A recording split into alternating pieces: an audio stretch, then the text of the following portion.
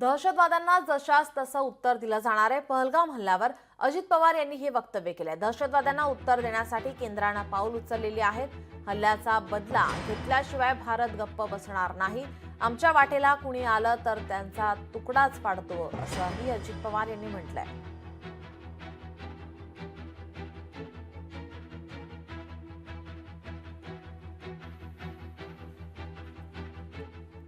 काय माझ्या त्या 27 लोकांनी केलं होतं? कुटुंबाला घेऊन तिथं जम्मू काश्मीरमध्ये 4 दिवस घालवायला गेले होते।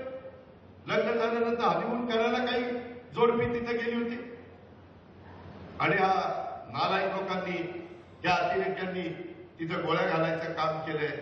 त्यांना जशाच तसा जबाब दिल्याशिवाय त्याच्यामध्ये आता गप्प बसायचं नाही।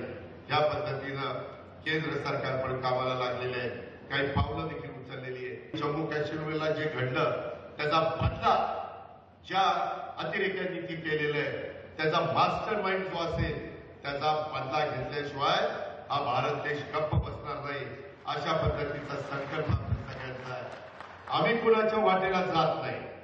जर कोणी आमची वाटेला गेलं तर त्याची आम्ही खैर करत नाही, त्याचा आम्ही तुकडाच पाडतो, त्याचा आम्ही बंदोबस्तच करतो। लोकशाही मराठी ऐका, पहा, जागरूक रहा।